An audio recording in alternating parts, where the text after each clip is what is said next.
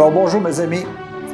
Cette fois-ci, je vais vous parler d'un livre, Le Cantique des Cantiques. À un moment donné, je peux vous dire que même ce livre-là, longtemps, on s'est posé la question, est-ce qu'on doit l'intégrer ou pas à l'intérieur de la Bible?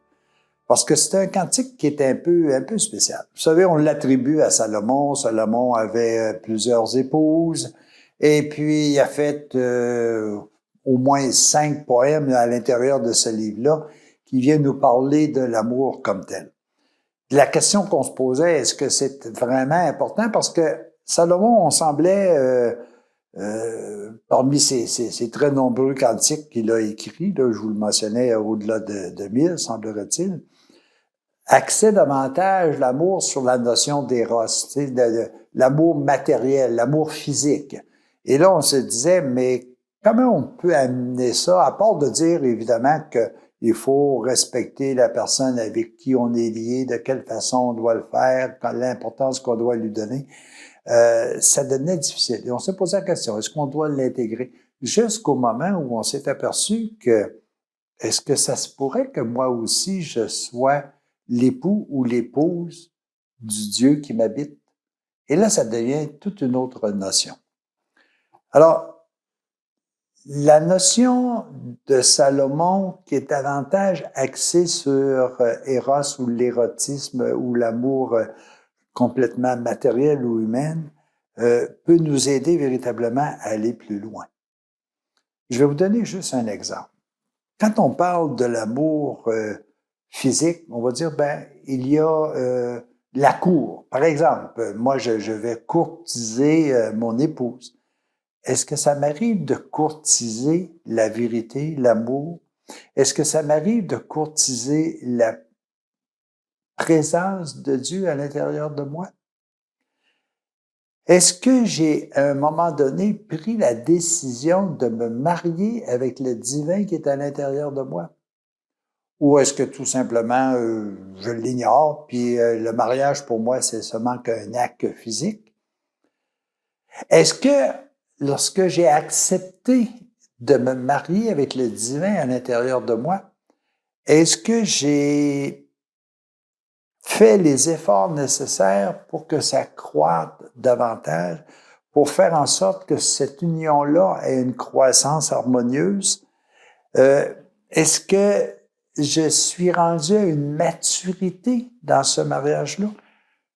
Alors, ce que disait Salomon dans les 5 poèmes qui sont inclus à l'intérieur de ce livre-là peut s'attribuer sur le plan physique comme peut s'attribuer sur le plan spirituel. Vous savez, puis ça, je veux que ça soit clair parce que un jour, mon épouse va écouter cette capsule-là et je veux pas non plus qu'elle dise « Oh, Jacques, là, t'en as manqué des bouts parce que c'est pas complètement réalisé. » Et je suis sur le chemin. Je prends conscience. Et ce livre-là me prend conscience des faiblesses que j'ai, moi aussi, dans mon quotidien. Face à mon union temporelle avec mon épouse, face à mon union aussi peut-être plus éternelle avec Dieu. Et je vais vous le regarder un peu comme je vous l'expliquais tantôt par rapport au fait est-ce qu'il faut que je courtise la vérité? Est-ce qu'il faut que j'accepte de suivre les conseils de Dieu? Et là, je dois continuer dans cet aspect-là et c'est important que je puisse le vivre en parallèle, autant sur le plan physique que sur le plan éternel. Là, les amis, je vais vous dire quelque chose, 4 phases qui sont excessivement importantes et puis que je peux vous dire, oh, attendez une seconde, si sur le plan physique, je ne suis pas capable de réaliser ça, dites-vous que sur le plan divin, c'est encore plus difficile. La première chose qu'on dit, est-ce que vous accordez à votre épouse ou à votre époux l'attention dont il a besoin? Prenez-vous le temps de vraiment connaître votre conjoint. Moi, sur le plan physique, je peux vous dire qu'honnêtement, je ne donne pas toute l'énergie qu'il faut pour pouvoir comprendre davantage mon épouse, pour être capable de répondre à ses besoins. Mais imaginez-vous que sur le plan divin, est-ce que moi, j'accorde de l'attention à Dieu, à sa vérité, à sa parole? Est-ce que je fais tout pour lui procurer ce qu'il a besoin? Et là, attention, Dieu attend que Dieu a besoin de rien. Mais n'oubliez pas que Dieu est présent à l'intérieur de chacune des personnes qui m'entourent. Est-ce que moi, je prends soin de répondre aux besoins de Dieu qui est à l'intérieur de mon voisin, qui est à l'intérieur de mon employé, qui est à l'intérieur de mon employeur? Est-ce que je vois cet aspect-là? Est-ce que j'y donne du temps? Est-ce que j'y donne de l'énergie?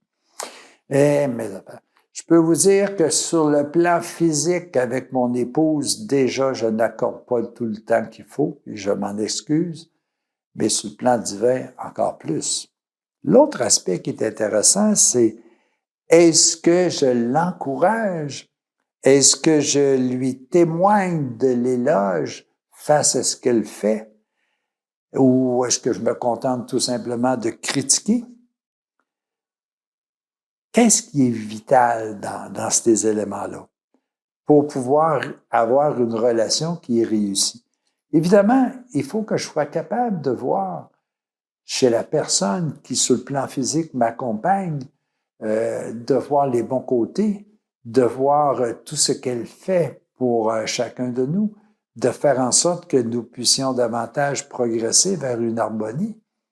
Mais est-ce que je fais la même affaire avec Dieu? Est-ce que je le remercie pour tout ce qu'il m'a donné? Est-ce que je fais l'éloge de tout ce que j'ai et puis qu'en réalité, je n'ai pas fait d'effort pour le réaliser? Ça, c'est dans le Cantique des Cantiques. Salomon, lui, là, il pratiquait avec ses quelques 100 femmes qu'il y avait dans le temps. Nous en avons une, nous en avons un. Et ça fait en sorte que nous devons respecter la même chose sur le plan de Dieu également.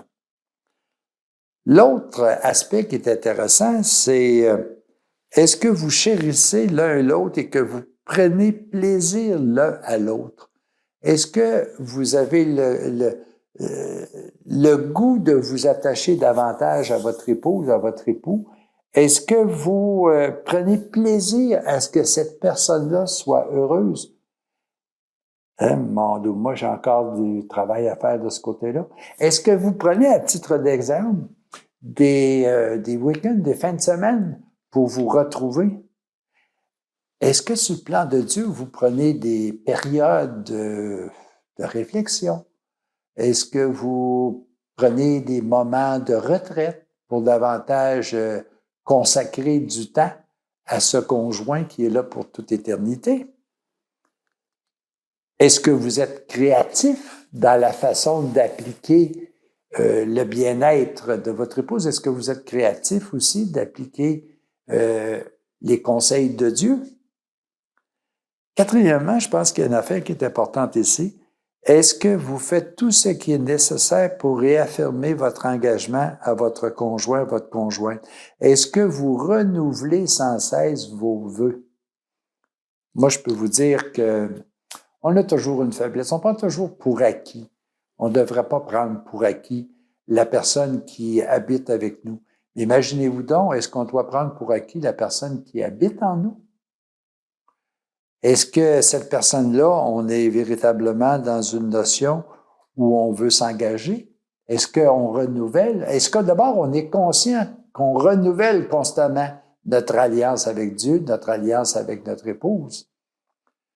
Vous savez, tout récemment, je disais à des gens que lorsque je suis à la célébration de la messe, par exemple, je renouvelle constamment mes engagements. Est-ce que j'en suis conscient? Je crois en toi, Seigneur. Je crois en ta miséricorde, je crois. Est-ce que je le renouvelle? Je le dis, mais est-ce que je suis conscient que je renouvelle mes engagements de mon union avec Dieu? Comme je devrais être conscient que je dois renouveler mon engagement avec mon épouse de façon. Alors, vous voyez,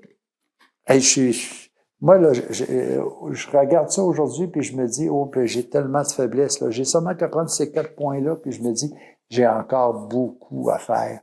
Mais l'important, c'est est-ce que je suis conscient que j'ai ces éléments-là à faire? Est-ce que je suis conscient de reprendre le Cantique des Cantiques et de dire je dois l'appliquer à mon épouse, à mon époux? est-ce que je dois aussi l'appliquer à Dieu?